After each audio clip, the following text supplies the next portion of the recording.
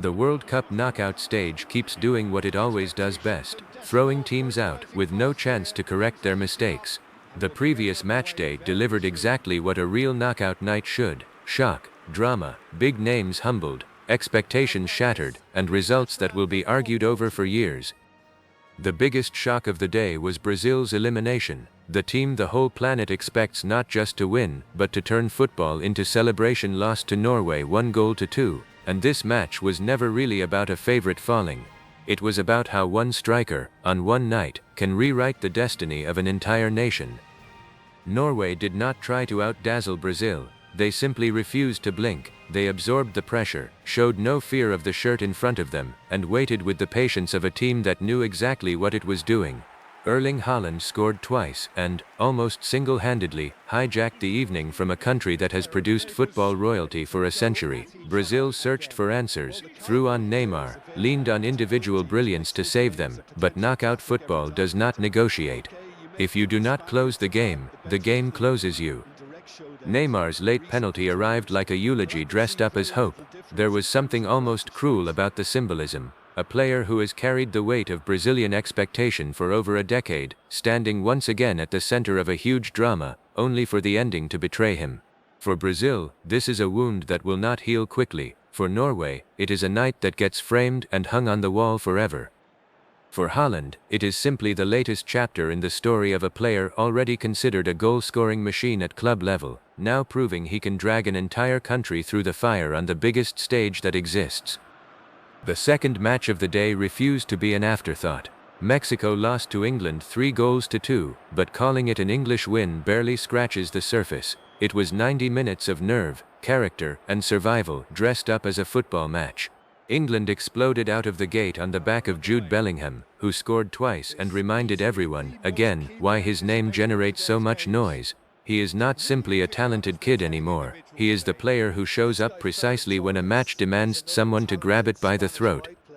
Harry Kane slotted home from the spot, and for a moment the game looked settled. Then Jarell Quansah saw red, England dropped to 10 men, and the entire complexion of the night flipped. Mexico surged. Raúl Jiménez converted his own penalty and dragged the drama back into the building. The stadium roared the hosts forward wave after wave, and England somehow, barely, held the door shut until the final whistle. This was not a victory built on beauty. It was a victory built on maturity, on surviving chaos, on standing upright while everything around you threatens to collapse.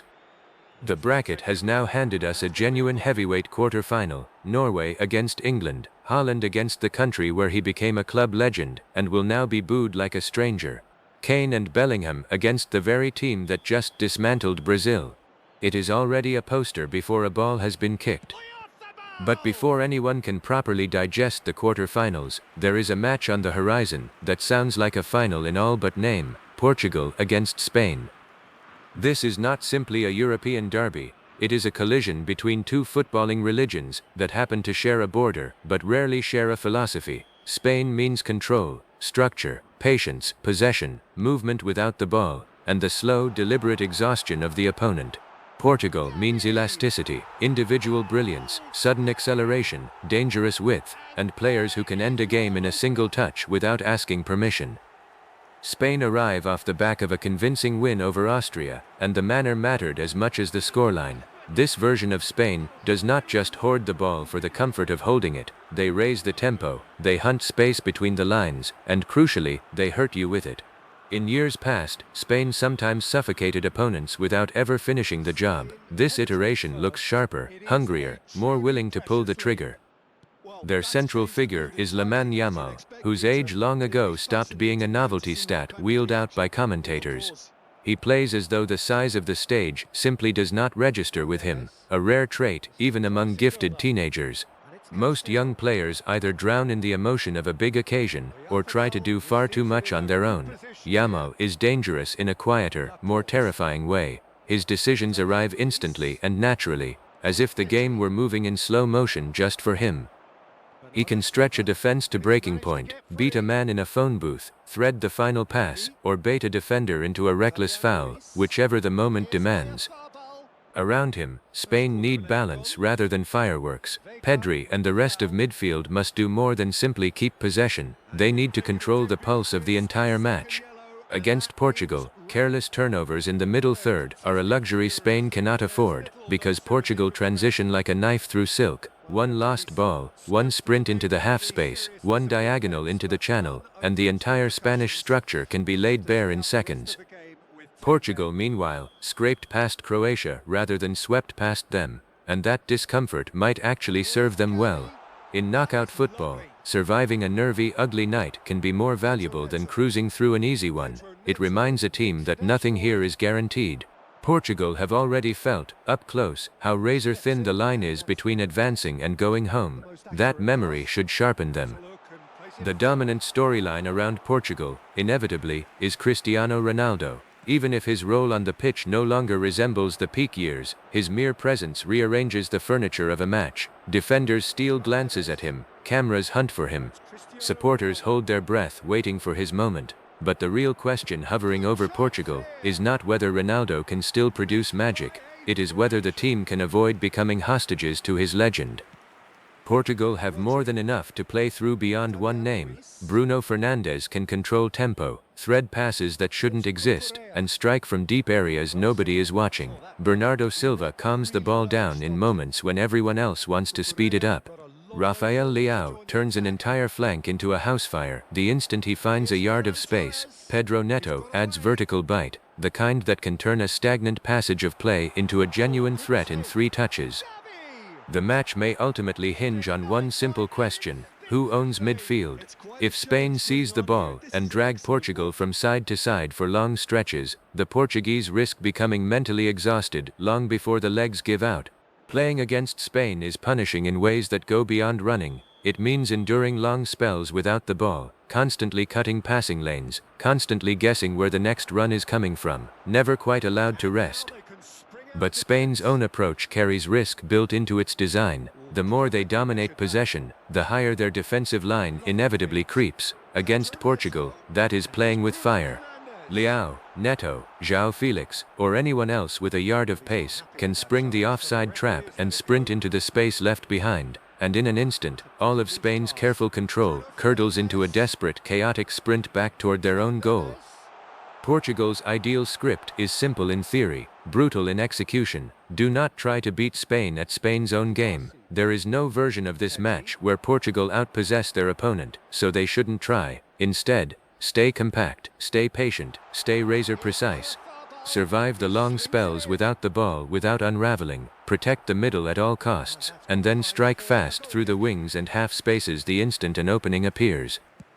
Spain's ideal script is to score first. An early goal unlocks everything they do best: dictate tempo, force the opponent to abandon caution, drag Portugal's defensive shape higher up the pitch, and pick apart the gaps that appear. Force Portugal to chase the game, and risk becomes their enemy. Fatigue creeps in, discipline slips, mistakes multiply. But flip that scenario, and everything changes. If Portugal score first, Spain are suddenly the ones forced to dismantle a deep, stubborn block, take on more positional risk, and push numbers forward that leave gaps behind them. In that version of the match, Portugal inherit exactly the kind of space their individual quality was built to punish. One entire subplot will play out on the wings alone. Spain will hunt for one-on-one situations to isolate Yamal against his marker, bending the whole shape of the game to create them. Portugal will answer with their own weapons of speed and directness. Whoever wins that particular war does not just collect chances, they collect the psychological upper hand for the rest of the night. Set pieces loom as a quiet, underrated deciding factor. In matches at this level, where both squads know each other intimately, open, flowing football often gives way to something tighter and more claustrophobic. When that happens, corners, free kicks, second balls, and scrambled rebounds start to matter more than clean build-up play. Portugal have genuine aerial threats. Spain cannot afford a single lapse in concentration, because conceding from a dead ball here would hand Portugal the exact script they're dreaming of. Psychologically, both sides are carrying enormous but very different weight. Spain must prove their new generation is ready to win the biggest nights right now, with no asterisks for youth. Portugal must prove they are not simply a team built around a legendary name, but a genuine title contender in their own right. For Ronaldo, this could be one of the last matches of this magnitude he ever plays. For Yamal, it might be one of his first. There is real poetry buried in that contrast. An era against a future, experience against audacity, memory against speed. My read on how the game unfolds: Spain will control the ball for long stretches, but Portugal will produce the sharper, more frightening moments when they do break forward. Spain will try to lull their opponent into a trance with possession, and then accelerate exactly when it hurts most. Portugal will wait, almost predatorily, for the mistake, and attack precisely where Spain leave the door open. If the match opens up early, viewers could be treated to a genuine festival of attacking football. If both sides start cautiously instead, expect a tense chess-like standoff, where the first goal feels like half a victory already banked. On outcome, I lean slightly towards Spain, on the strength of their structure, balance and command of rhythm. But nobody should speak about this match with total certainty. Portugal carry more than enough quality to punish a single mistake without warning. Let Bruno Fernandes find one gap between the lines. Let Leao or Neto find one sliver of space. Let Ronaldo find one clean look inside the box, and Spain could find themselves in genuine trouble within seconds. The central intrigue of the entire night is simple: who forces the other team to play a game it doesn't want to play? Force Portugal to chase shadows for 90 minutes, and the advantage sits firmly with Spain. Force Spain into nervous mistakes after turnovers, and the tide starts pulling toward Portugal instead. That is precisely why this cannot be treated as an ordinary round of 16 fixture. This carries the weight of a semi-final. This is a match where an entire era could quietly fade out, and a new one could just as quietly be born. One pass, one finish, one set piece, one pressing error, any of it could decide everything. After what happened to Brazil, nobody in this tournament has the right to feel safe anymore. If Brazil can be eliminated by Norway, then any name, however large, can fall. Spain know this, Portugal know this, and every viewer watching should know it too. In this knockout stage, reputation no longer buys protection. Portugal against Spain is not simply a fight for a quarter-final spot. It is a test of footballing maturity, of coaching nerve, of leadership under fire, of who blinks first when the stakes stop being theoretical. When the opening whistle finally sounds, every conversation about status, history, and predictions will evaporate instantly. All that remains is the pitch, the ball, the pressure, and one unanswered question: who survives this night, Portugal or Spain?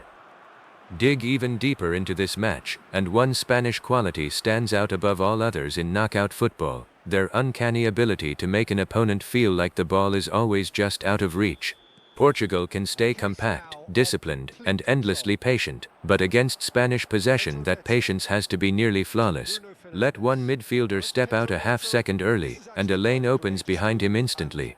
Let one defender take one extra step toward the ball, and a runner materializes in the space he just vacated.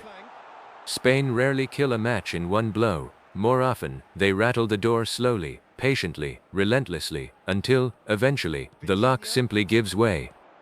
For Portugal, that means their work without the ball has to border on obsessive discipline, not just running harder, not just closing down space, not just throwing themselves into tackles on adrenaline, but knowing precisely when to step forward and when to hold the block together.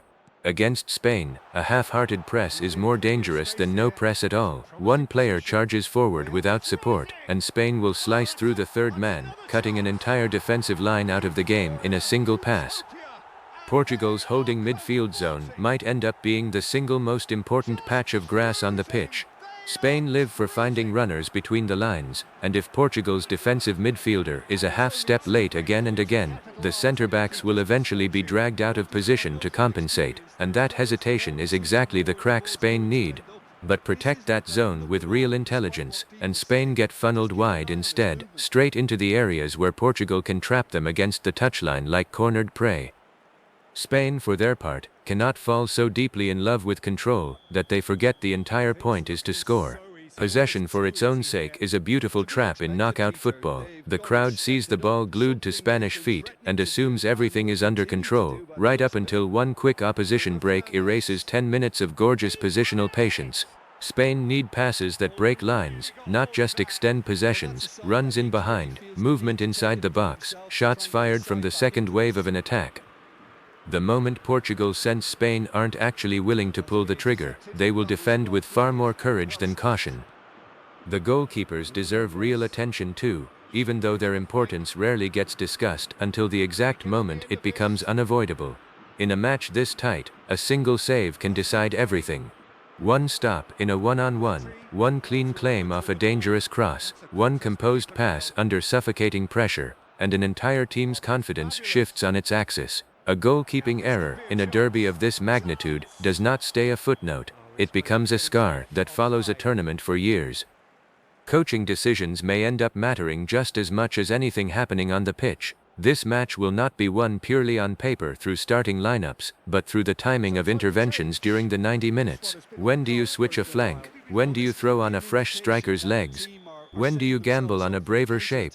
When do you shut the game down entirely? Sometimes a manager doesn't lose because the plan was flawed. He loses because he realizes too late that the plan has already stopped working.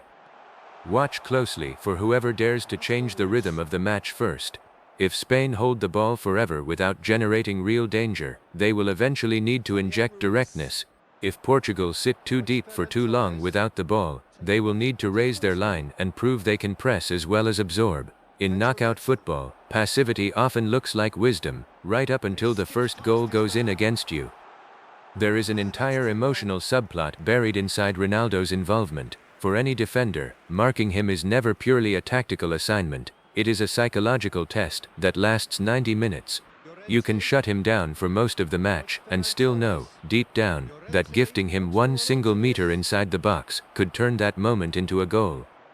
That is precisely why his presence creates space for teammates without him touching the ball at all. A defender drifts a step toward him, and somewhere else on the pitch, another Portuguese player suddenly finds himself alone. That kind of influence rarely shows up in a stat sheet.